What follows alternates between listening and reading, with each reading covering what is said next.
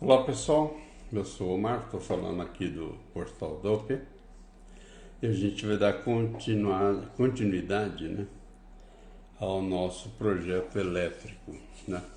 Tudo começou através de um exercício, né, da sala elétrica, e a gente resolveu, em função disso, executar uma planta. Essa planta vai ter um bandejamento, vão ter as plumadas de alimento saindo do bandejamento, alimentando os motores, um quadro de luz, a saída de um CCM, né, indo para essa bandeja. Então é um exercício para poder ilustrar como que se traça isso, de que forma que se indicam os circuitos, etc. Bom, então, dentro desse exercício, que é exatamente esse que a gente está mostrando, né, nós utilizamos aqui 3 motores. O primeiro deles a gente aproveitou do próprio exercício, que é o motor de 30 cavalos, né, e 380 volts a 60 Hz, tá? E partida direta, que é um circuito de partida direta. Então, circuito de potência, né, partida direta. Então você vai ter os fusíveis, né, o contator, o térmico e o próprio motor. E a gente acrescentou aqui mais o circuito de comando para acionar as bobinas do contator. Bem, os cabos a gente dimensionou em função do fusível, né? Porque como é partida direta, ele tem um tempo para poder dar a resposta de carga no motor. Ou seja, ele tem um pico. Ele parte, nesse caso aqui, com uma corrente nominal de 44 amperes, ele tem um pico. Ele chega a 8 vezes essa corrente nominal. Esse é um padrão que se segue para determinar o fusível de ação retardada, porque é por causa desses 5 segundos mesmo. Ele tem um pico, sobe e depois desce. Mas no momento desse pico, o cabo tem que suportar a corrente, o fusível tem que suportar a corrente, né? Então, todos os componentes vão estar em função dessa corrente, ok? Então, seguindo aqui, nós primeiro determinamos os fusíveis. Vamos ver nossa tabela aqui, né? Então, utilizando, deixa eu voltar aqui na planilha. Aí nós fizemos um motor de 30 HP, que era aquela corrente de 44 nominal. No nosso cálculo chegamos a 42, praticamente 42, né? No de 15 cavalos, a gente chegou a 22 amperes, né? Esse aqui é o de 15 cavalos, né? E determinamos o cabo. E faltou ainda a gente comentar sobre o de 50 cavalos, né? Utilizando a mesma fórmula que corrente é igual a potência dividido por raiz de 13 vezes a tensão vezes o fator de potência. Nós chegamos a uma corrente de 71 amperes. Bom, 71 amperes, com o fusível retardado, nós chegamos a um fusível de 100 amperes, né? E determinamos que o cabo, em função desse fusível, é um cabo de 50 milímetros quadrados. É lógico, você tem que fazer um cabo que suporte uma corrente que, no mínimo, vai ter que ser igual ao do fusível. Se você puser um cabo que suporta a corrente menor, o fusível não vai abrir e você vai torrar o seu cabo, né? Então tem que ser daí para cima, né? Do valor do fusível para cima. Bom, a bitola do cabo que vai suportar uma corrente, né, acima do valor do fusível, ok? Bom, tudo bem. Bom, daí a gente vai partir para o nosso contator. Vindo aqui, usamos o catálogo da WEG, né? Você tem uma série de outros, você tem aí o Siemens, né? Schneider, tem vários outros. a gente usou um que é bastante conhecido, o da WEG.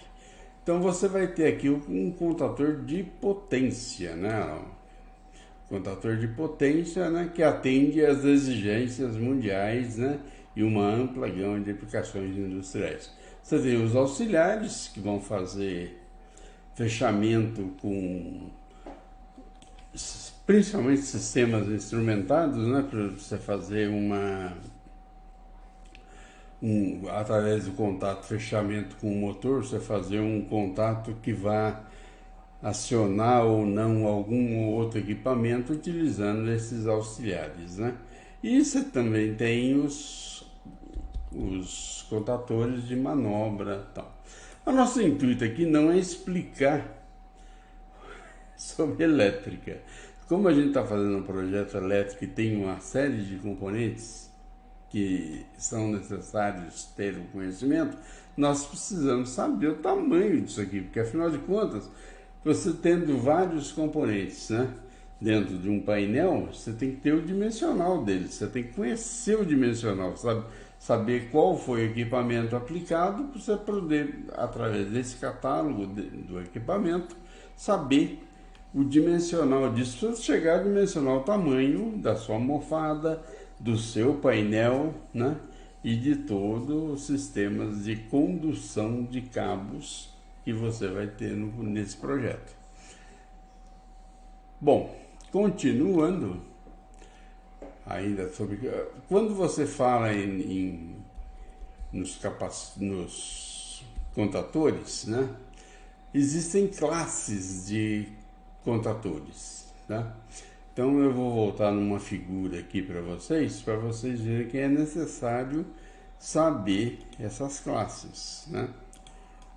Deixa eu buscar aqui. No caso da WEG, antes de falar de classes, você falar em contador, sempre tem uma linha de contador de potência, né?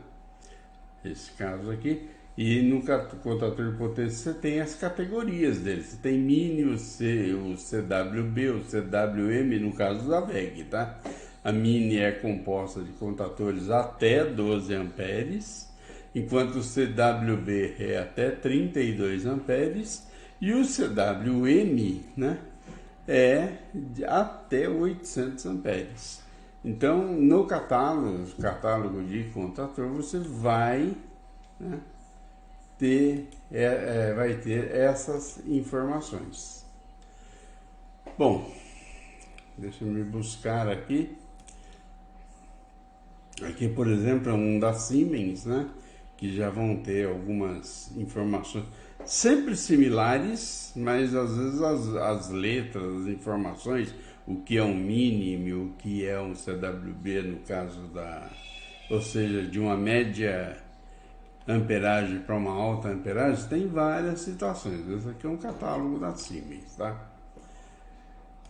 Aqui ainda tem o caso dos fusíveis que eu comentei com vocês. Vamos ver aqui se está falando dos contadores, né? Normalmente eles são definidos com 15% acima do corrente nominal. Havia comentado com vocês. Nós já há 2 aulas anteriores, né? A gente já falou sobre isso, né?